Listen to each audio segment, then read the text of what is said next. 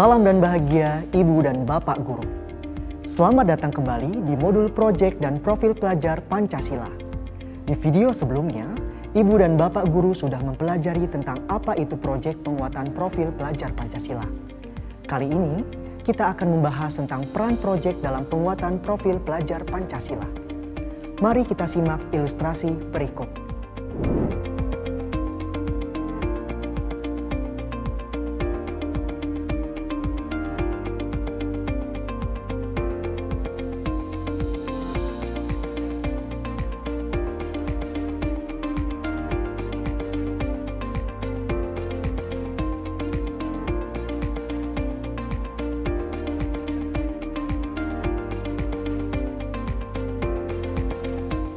Apakah situasi tersebut sering Bapak atau Ibu alami? Seringnya, Bapak Ibu guru merasa murid telah memahami suatu bahasan. Padahal, saat ada pertanyaan lanjutan yang diberikan, ternyata konsep-konsep dasar masih belum dipahami secara utuh. Salah satu penyebabnya adalah karena murid tidak banyak terlibat dalam topik yang sedang dibahas. Ada jarak antara murid dengan wawasan atau pengetahuan yang disampaikan.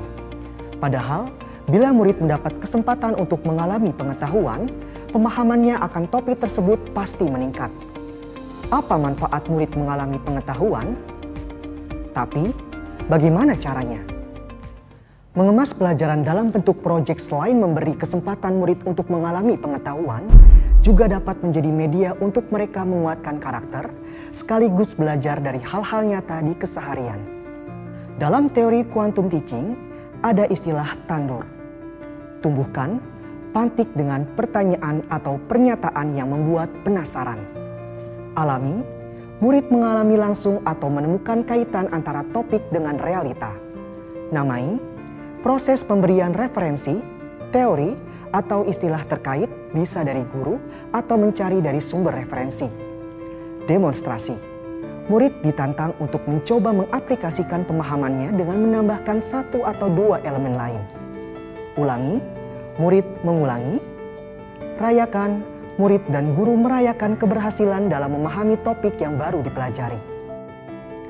Berikut contoh penerapan metode tandur dalam topik bahasan tentang rantai ekonomi yang Pak Darmo kemas dalam bentuk proyek. Tumbuhkan.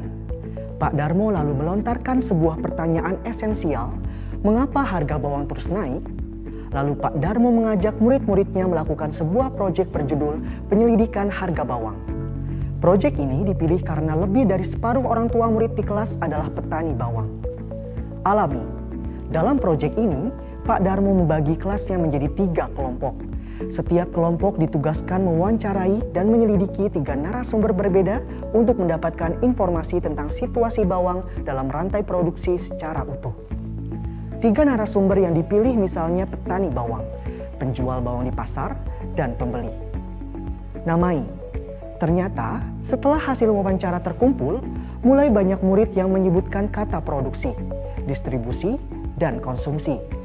Pak Darmo lalu menjelaskan apa perbedaan ketiga kegiatan tersebut. Lewat proyek, Pak Darmo tidak hanya mengajarkan rantai ekonomi secara teori saja, tapi juga memberikan kesempatan bagi murid untuk memahami berbagai isu yang terjadi di daerahnya dan berdampak bagi hidupnya. Keuntungan lain membawa topik rantai ekonomi ini menjadi proyek adalah murid dapat mempelajari beberapa bidang studi pada satu kesempatan. Saat mewawancarai narasumber, murid belajar menyusun pertanyaan untuk 3 tujuan narasumber berbeda. Kegiatan ini terkait dengan bidang studi bahasa Indonesia. Saat mendapatkan data penjualan di pasar, murid dapat sekaligus mempelajari aritmatika sosial di bidang studi matematika, serta tentu saja bidang studi IPS saat membahas pemahaman tentang rantai kegiatan ekonomi. Proyek penguatan profil pelajar Pancasila memberikan kesempatan bagi murid untuk memahami dan menerapkan konsep berbagai mata pelajaran dalam konteks tertentu. Selain itu, proyek berkelompok turut memberikan pengalaman yang menguatkan karakter setiap murid untuk bekerja sama, mempraktikkan sikap menghargai saat mewawancarai narasumber orang yang lebih tua, termasuk membangun keberanian bertanya. Demonstrasi.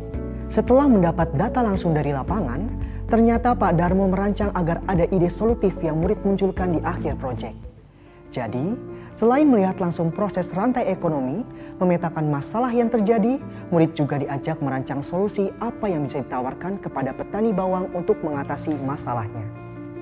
Pada tahap ini, Pak Darmo mengajak murid-muridnya memanfaatkan berbagai sumber belajar seperti internet dan buku.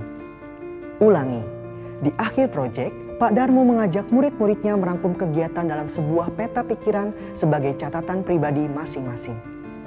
Rayakan, setelah rangkaian proyek selesai dilakukan, Pak Darmo memberi kesempatan para murid untuk menyajikan hasil investigasinya di majalah dinding sekolah. Semua tahapan tersebut hanya mungkin dilakukan bila murid merasa dekat dengan ilmu pengetahuan yang tengah dipelajari. Lewat proyek penguatan profil pelajar Pancasila, harapannya murid tidak hanya sekadar dijejali dengan wawasan dan pengetahuannya saja. Lebih jauh lagi, murid diharapkan dapat memanfaatkan wawasannya ini nanti untuk memecahkan masalah yang ditemui di keseharian dan memberikan kontribusi yang sesuai dengan kapasitasnya. Bagaimana Bapak Ibu Guru? Siapkah untuk membawa ilmu pengetahuan lebih dekat dengan kehidupan dan keseharian murid-murid kita? Selamat belajar dan bereksplorasi dalam proyek penguatan profil pelajar Pancasila. Salam dan bahagia.